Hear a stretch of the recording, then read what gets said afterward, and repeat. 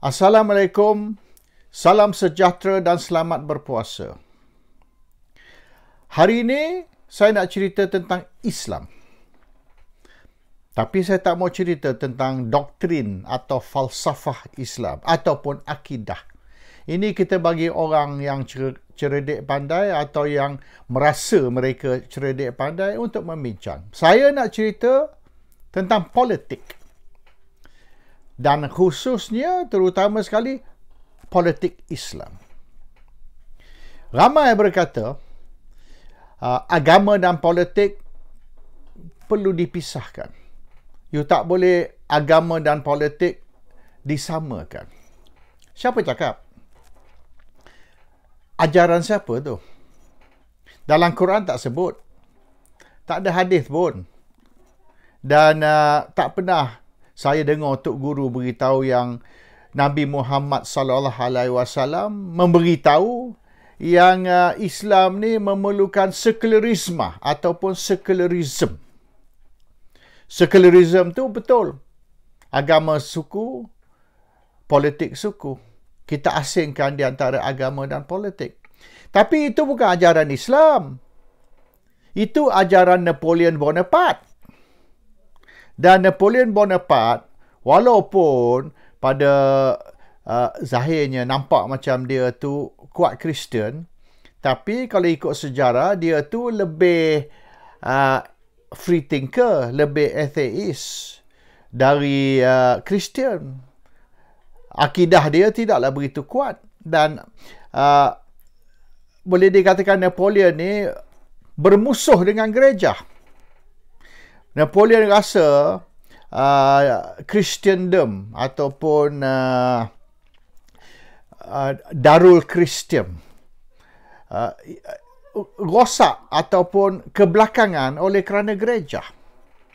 Kerana ajaran agama Kristian atau gereja ni merosakkan pemikiran rakyat. Jadi rakyat tak boleh maju selagi gereja berkuasa di dalam semua bidang. Terutama sekali education, pendidikan. Sekolah-sekolah semua ditadbir oleh gereja. Boleh katakan church-run schools. Jadi Napoleon ni, dia nak hapuskan kuasa gereja supaya boleh adakan public education. Pendidikan untuk umum tanpa campur tangan ataupun tanpa apa-apa kawalan dari gereja. Bermaknanya kena pisahkan politik dan gereja, kena pisahkan politik dan agama, dan biar pendidikan ni luar dari kontrol gereja, barulah manusia boleh maju. Jadi inilah pemikiran Napoleon. Dan matlamat Napoleon ni ialah untuk membelakangkan agama. Jangan bagi agama ni mengatasi kesemuanya. Religion must not be above society. Society must be above religion. Secularism. Jadi orang Melayu pun, dan ialah orang bukan Melayu pun terutama sekali, mengatakan yang agama dan politik ni kena dipisahkan. Kita tak boleh ada campur agama dan politik. Tetapi mengikut Islam, Islam is politik. Political Islam. Nabi Muhammad bukan ceramah agama. Nabi Muhammad mengusahakan untuk satu pendidikan dan juga pentadbiran berasaskan Islam.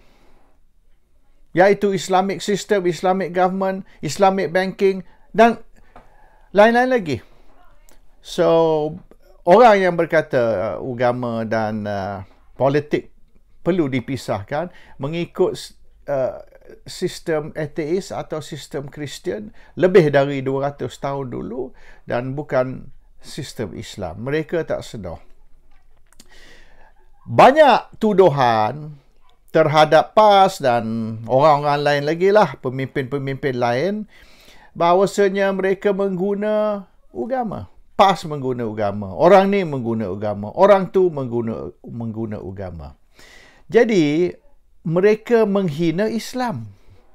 Bukan menghina PAS, bukan menghina orang yang mereka tuduh, mereka menghina Islam. istilah mengguna atau digunakan is an insult to Islam. Satu penghinaan kepada Islam. Sebab apa mereka menghina Islam dengan mengeluarkan tuduhan bahawasanya orang ni atau orang tu mengguna Islam? Misalan, kalau saya kata, orang Cina ni guna Melayu. Apa implikasi kenyataan tu? Implikasi kenyataan tu ialah Melayu bodoh, Cina pandai. Cina guna Melayu. Kalau saya kata Amerika guna Saudi Arabia untuk memecahkan negara-negara Islam di Pantai Timur, semata-mata kerana nak membantu Israel. Jadi, Amerika membantu Israel dengan mengguna Arab Saudi untuk memecahkan umat Islam. Bermaknanya, Arab Saudi bodoh. Amerika pandai. Dan yang untung, Israel. Jadi, istilah mengguna tu atau digunakan is a very negative connotation. Bermaknanya, you are insulting apa yang diguna. Baik agama, baik bangsa, baik negara sekalipun. You are insulting the one that is being used. So in this case, mereka kata Islam diguna. Bermaknanya, lemahlah Islam. Bermaknanya, kalau mudah mengguna Islam, adalah perkara yang mungkin tak kena dengan Islam. So, orang Melayu ni dengan cepat sangat menuduh PAS ke, orang ni ke, orang tu ke, mengguna Islam, mereka tidak sedar yang mereka menghina Islam yang sebenarnya. Dan juga mereka menghina ajaran Islam dan ajaran Nabi Muhammad, di mana sistem kerajaan, sistem pentadbiran perlu sistem Islam. Nabi Muhammad dan Islam dan Quran dan hadis tidak mengatakan Islam dan politik perlu dipisahkan, mesti diasingkan. No. Jadi saya tengok ni orang Melayu cepat sangat melata. Dia nak kutuk PAS yang sebenarnya. Dia nak hina PAS. Dengan menuduh PAS ni guna Islam, guna agama. Mereka nak, dan mereka kutuk ulama. Macam-macam mereka kata terhadap ulama.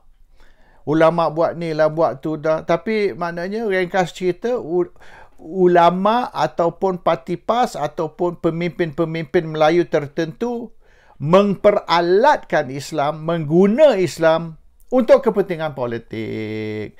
Jadi there's two things wrong with that. Dua perkara yang tak kena.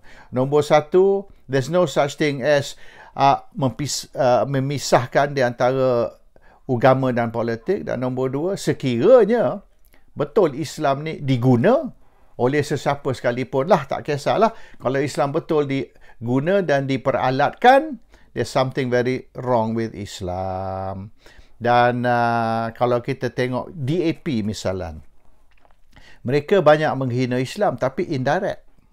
Mereka tak hina atau kutuk Islam secara direct, secara indirect, dengan mereka kata PAS ni parti Taliban. Mereka tak kata PAS ni parti Islam. DAP dan musuh-musuh PAS mengatakan PAS ni parti Taliban. Jadi, kalau sekira PAS ni parti Islam dan dipanggil parti Taliban, bermaknanya Islam ialah Taliban. Islam is Taliban. So, kalau Islam ialah Taliban ataupun Islam is Taliban, dan Taliban ni dianggap sebagai benda negatif, benda jijik, benda kotor, benda yang dunia tak suka. So, kalau Islam is, kalau PAS is Taliban dan Taliban is benda kotor, benda najis, benda jijik, maknanya Islam juga taraf yang sama. Islam juga tak guna. Pasal Taliban tak guna. Jadi mereka taklah kutuk Islam dan kata PAS ni parti Islam dan PAS ni parti tak guna. Kalau kata PAS parti Islam, PAS parti tak guna, maknanya tafsirannya Islam tak guna. So mereka katalah, dia ada dua Islam. Islam Nik Aziz dengan Islam Haji Hadi. Islam Nik Aziz bagus.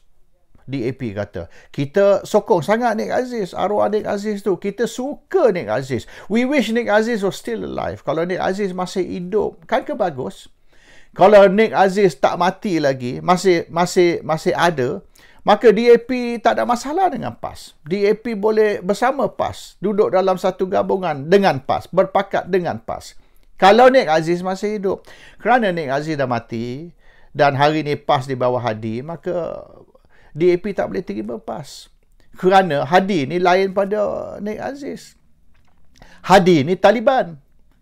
Nik Aziz, apa dia Nik Aziz? Nik Aziz bukan Taliban. What is Nik Aziz then? So Nik Aziz ni non-Taliban. Hadi Taliban. Apa dia non-Taliban? Apa dia Taliban?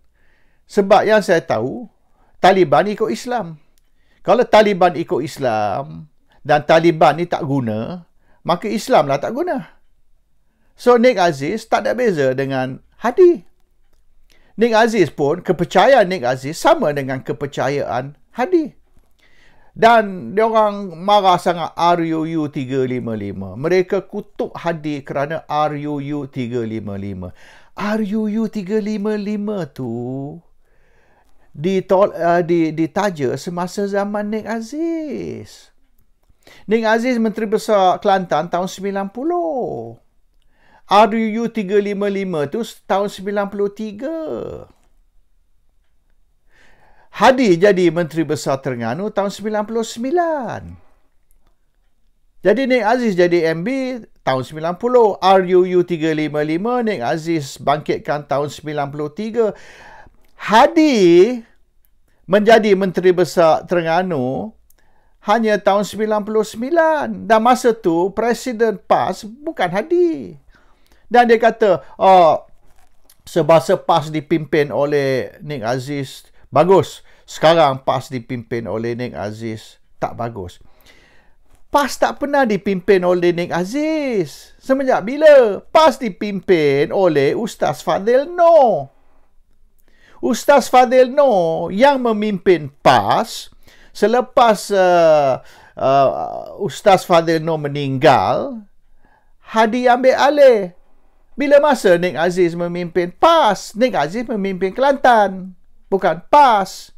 Dan Nik Aziz lah tahun 93 yang bangkitkan RUU 355, bukan Ustaz Fadil Noor dan bukan Hadi. Nik Aziz. Jadi dia kutuk Hadi kerana RUU 355. Dan RUU 355 ialah Nik Aziz, bukan Hadi. Jadi diorang ni, adakah diorang keliru, diorang terlupa, atau diorang sengaja putar belit?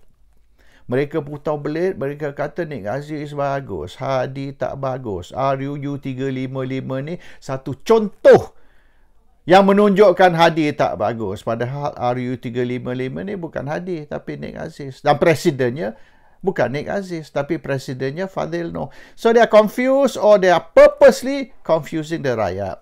Jadi, orang Melayu ni terikut. Orang Melayu ni percaya sangat apa Cina DAP ni berkata. Dan apabila Cina DAP ni mengutuk Islam, mengutuk sistem Islam, orang Melayu tepuk tangan, bersorak dan sokong. Dan apabila Cina menuduh PAS ni mengguna Islam lah, inilah, Taliban lah dan sebagainya, orang Melayu pula sambung. Orang Melayu sekarang ni orang Cina tak cakap, DAP tak cakap. Yang bercakap sekarang orang Melayu, iaitu orang ni atau orang tu mengguna Islam. Dan PAS ialah parti Taliban. Jadi secara tak langsung, whether they realize or not, penghinaan dan yang mereka mengutuk ni bukanlah PAS, tetapi Islam. Assalamualaikum, salam sejahtera dan selamat berbuka puasa kepada mereka yang berpuasa.